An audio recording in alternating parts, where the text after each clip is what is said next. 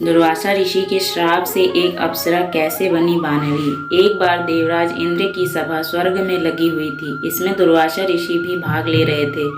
जिस समय सभा में विचार विमर्श चल रहा था, उसी समय सभा के मध्य ही पुंजक स्थली नाम की इंद्रलोक की अप्सरा बार बार इधर से उधर आ जा रही थी। सभा के मध्य पुंजक स्थली का यह आचरण ऋषि दुर्वासा को अच्छा न लगा।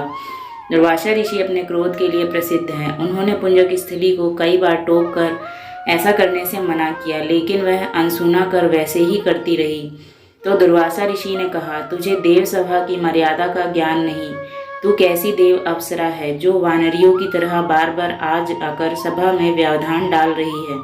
जा, अपनी इस आदत के कारण तू वानरी हो जा। दुर्वासा ऋषि का शाप सुनकर पुंजक स्थली शन्न रह गई। अपने आचरण का यह परिणाम वह सोच भी नहीं सकती थी, पर अब क्या हो सकता था, भूल हो चुकी थी। इसके कारण वह शापग्रस्त भी हो गई। उसने हाथ जोड़कर अन्य विनय कर कर कहा, ऋषिवर, अपनी मूर्खता के कारण यह भूल मैं अनजाने में करती रही और आपकी वर्जना पर भी ध्यान न दिया। सभा में व्यवधान डालने का मेरा कोई उद्देश्य न था। कृपया बताइए, अब आपके इस श्राप से मेरा उद्धार कैसे होगा। अप्सरा की विनती सुनकर ऋषि दुर्वासा पसीजे। बोले, अपनी इस चंचलता के कारण अगले जन्म में तू वानर जाति के राजा विरज की कन्या के रूप में जन्म लेगी। तू देवसभा की अप्सरा है, अतः तेरे गर्भ से एक महान बलशाली यशस्वी तथा प्रभु भक्त बालक का जन्म होगा। पुंजिक अप्सरा को संतोष हुआ। पुनर्जन्म में वानर राज विरज की कन्या के रूप में उसका जन्म हुआ। उसका नाम अंजना रखा गया। विवाह योग्य होने पर उसका विवाह वानर राज केसरी से हुआ। अंजना केसरी के साथ सुखपूर्वक प्रभास तीर्थ में रहने लगी। इस क्षेत्र में बहुत शांति थी तथा बहुत से ऋषि आश्रम बनाकर यज्ञादि करते थे। एक बार ऐसा हुआ कि वन में विचरने वाला शंखबल नामक जंगली हाथी प्रमत्त हो उठा तथा वन में उत्पात मचाने लगा। उसने कई आश्रमों को रौंद डाला, यज्ञ वेदियों नष्ट कर दी। उसके भय से भागते हुए अनेक तपस्वी बालक आहत हो गए। कई आश्रम उजड़ गए। कई ऋषि भय के कारण आश्रम छोड़कर चले गए। केसरी को जब शंखबल नामक हाथी के इस उत्पात का पता लगा तो वह आश्रम तथा आश्रमवासियों की रक्षा के लिए तत्काल वहां आए और शंखबल को बड़ी कुशलता से घेर कर उसके दोनों दांतों को पकड़कर उखाड़ दिया।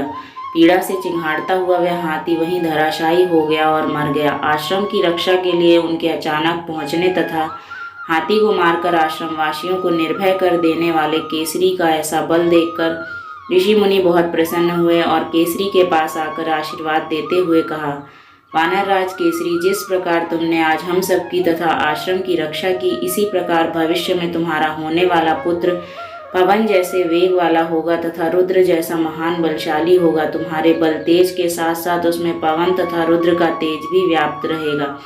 केसरी ने कहा, ऋषिवरों, मैंने तो बिना किसी कामना के प्रमथ हाथी को, जो किसी प्रकार वश में नहीं आ रहा था, मारकर आपकी इस यज्ञ भूमि को निर्भय किया है। आपका दिया यह स्वतः आशीर्वाद मुझे शिरोधार्य है। केसरी ऋषियों को प्रणाम कर चले गए। समय आने पर अंजना के गर्भ से एक बालक का जन्म हुआ। उसमें अपने बाल्यकाल से ही ऋषियों द्वारा दिए आशीर्वाद का तेज झलकने लगा। आश्रमों में वह पवन वेग की तरह जहाँ तहाँ पहुँच जाता। आश्रमों में विघ्न डालने वाले वन्य जीवों तथा दुष्ट व्यक्तियों को अपने अपार बल से खदेड़ देता। अपने इस पराक्रम वह मदमत्त हो जाता तथा अपने साथियों के साथ वह आश्रमों में क्रीड़ा करने लगता। उसको खेलने से कोई रोकता तो वह उसको भी तंग करने लगता। बालक तो था ही, उसके बाल कौतुक से जब ऋषियों को असुविधा होने लगी, तब उनके पूजा पाठ और यज्ञ में व्यवधान आने लगा तो उन्होंने उसके स्वभाव में शांति लाने के लिए आशीर्वाद जैसा शाप दिया कि तुम अपने बल को हमेशा भूले रहोगे। जब कोई तुम्हें आवश्यकता होने पर तुम्हारे बल की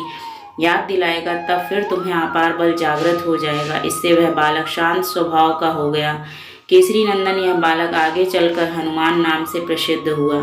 सीता जी की खोज के लिए जब कोई समुद्र पार करने का साहस नहीं कर रहा था और हनुमान भी चुप बैठे थे, तो जाम्बवत जी हनुमान जी को उनके बल की याद दिलाई। तभी उन्होंने समुद्र पार कर सीता की खोज की। अगर कहानी आपको पसंद आई हो तो लाइक करें, दोस्तों में शेयर करें। वैसी ही कहानियों को सुनने के लिए चैनल को सब्सक्राइब करें। धन्यवाद।